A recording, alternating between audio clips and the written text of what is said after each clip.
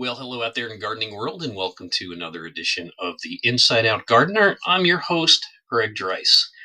It's a week after Labor Day, and it is still raining. We got a uh, brief break from the rain in August, and also cooler temperatures in August. So much for the dog days, which really have nothing to do with the heat anyway. And one of the biggest issues with trees and shrubs coming up in our region here in the Northeast right now are problems with lilacs. Lilacs are pretty much trouble-free for the most part. You might get an occasional bout of powdery mildew, which is not that terrible on lilacs. The more dangerous is borers that bore into the trunk and cause death of large branches on lilacs. And that's easily diagnosed by just looking around the trunk for what looks like little holes drilled into the trunk. And easy way to find it, you have certain branches that are browning on your lilac. Trace it back and you'll find somewhere, usually on the trunk, on older branches, holes drilled in. Excuse me. But this year, something different. And it's called bacterial blight. And there's not a lot you can do about bacterial infections on plants, especially this particular one. And this information today is coming from Oregon State University. And they're basically saying when you're looking at your lilacs, do new buds and branches. Note it's new buds and branches look blackish, like they've been scorched by a blowtorch. There is a disease called fire blight, which looks like the leftover twigs and such and wood in your fireplace or fire pit. And fire blight does not usually attack lilacs. So what you most likely have is a bacterial blight called lilac blight. The result, cool, wet, rainy season favors develop of lilac blight, especially if rains follow a frost or winter injury. Now, what's happening lately over the last decade or so is April is cold. To me, April's the new March, and there most certainly are some late freezes after some early growth in the spring. This disease is known in the scientific world as lilac bacterial blight, caused by the bacterium Pseudomonas syringae. Syringae is a Latin form meaning lilac of a syringa, which is the genus.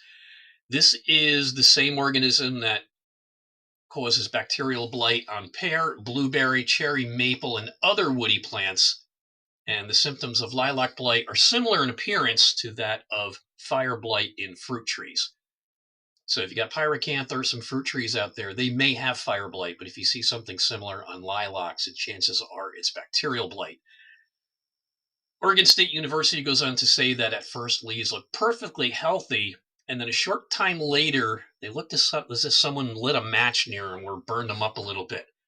Dark black streaks on one side of young shoots show the progression of disease. Flowers wilt and turn brown, and unopened flower buds become blackened. So this disease starts way back in the spring, and you'll think you have like a sooty mold or some type of fusarium or possibly some other disease on the buds when they not open, and they're just like black when they do open and they don't bloom. Lilac blight's difficult to control, and it's recommended you buy resistant varieties if you're planting new ones. It also helps to prune your lilac plants so their branches are not rubbing against each other, causing open wounds, and also to allow air to circulate freely between the plants. And what this will do is also help control and knock down the occurrence of powdery mildew. Do not fertilize late in the growing season. Do not over-fertilize young plants because the excess nitrogen or forced growth late in the season or early spring and on young plants causes lush, succulent wheat growth. It looks pretty and green, but it's not actually very healthy. If your lilac bush does have an infection, prune and burn all infected parts as soon as you notice them. A copper sulfate spray, which is organic during the early spring each year should help prevent the problem before the buds break. So nothing you can do about it now. Excuse me. Cut off all the branches that have this burnt look to them. It's also a good idea to disinfect your pruners or loppers after each cut. 1 part bleach, 9 parts water, dip and snip, I call it, and then just get rid of them because that bacterium overwinters. Lilac blight overwinters on diseased twigs and also on healthy wood, factors that weaken or injure plants such as crossing branches, lilac borer, putting holes in them, wounds, frost damage, soil pH, poor or improper nutrition, and infection by other pathogens predispose them to this disease. So when you're over fertilizing too late in the fall and you create lush succulent growth that just gets toast on the first frost, or young plants early in the spring, you're overfeeding them. It can cause insects to come in, other pathogens, etc., and it just weakens them, and it's a downward spiral from there. Sources of this disease can include old cankers, healthy buds, leaf surfaces, and nearby weeds and grasses. Wind, rain, insect and tools, and other infected nursery stock spread the bacteria. Notice the part infected tools. Disinfect your pruners after every cut, or if you haven't used them in a while and you're not sure what you cut with them, dip and snip. And even go as far as to spray them on your loppers onto the handles and such too, because as you're reaching up into the plant, you can pick up this bacterium and spread it not just on the blades, but also on the handles and also on your gloves. So be careful with that too. Unfortunately, most species of lilac are susceptible, but some have been observed with less disease when planted, including Edith Cavell, Glory, Ludwig Spath, and Pink Elizabeth. These are not very common varieties. And they also noted that the variety Ludwig Spath is susceptible under intense nursery production systems. So intense production systems mean lots of fertilizer, lots of water, lots of heavy maintenance and such like that. So just be careful with that as well. That's why they don't fertilizing late in the season or over fertilizing with excess nitrogen. Disease starts as brown spots in stems and leaves as young shoots. Yellow halo may also be around the spots. Spots become black or rapidly, especially during rainy periods.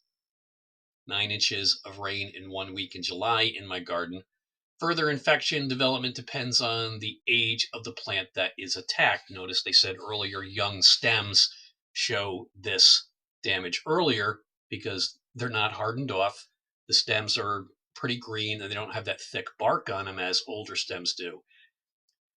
On young stems, infection spreads around the stems and girdles it, meaning going all the way around, so the shoot bends over as the cambium layer gets attacked and no nutrients or water can get into the stem, and photosynthesis no longer benefits the rest of the plant because basically it's been strangled. Infections on mature would only occur on cherry trees. So this is something to look for on new growth, not on old growth. After the new leaves blacken rapidly, starting near the margin and continuing in a wedge-shaped pattern down to the petiole, that's the stem where it attached to the branches, eventually the entire leaf dies. Older leaves, spots enlarge slowly. Sometimes several spots will run together. Leaf may crinkle on the edge or along the midvein, kind of looking like a little bit of a sunburn or lack of water, or plant that's just drying out.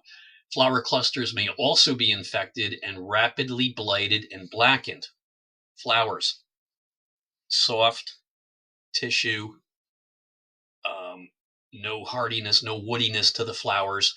So again, bacterial blight on lilac takes advantage of young soft tissue, including flowers. Flower clusters may also be infected, rapidly blighted. Buds may fail to open or turn black and die shortly after opening, kind of looking like late winter injury or frost damage like you see on apple trees to the blooms. Like I said, not much you can do about it except cut off all the damaged areas, disinfect your pruners or loppers, the entire pruner, including your gloves. Just take a little bit of that bleach spray them on your gloves. Because remember, usually the lilac tree that gets this is 4 or 5 feet tall or taller, and you're reaching up there on your ladder, you're reaching in with your arms and your hands and your pruners and the handles on your loppers, and you think you're getting it all, but what you're doing is just picking it up and spreading it around. So be careful to disinfect everything after every cut. So that's why you want to get on this early, because right about now, you might be doing several dozen cuts, and what normally would take a few minutes to prune a lilac tree might end up taking several hours. Prune out and burn all infected tissues immediately.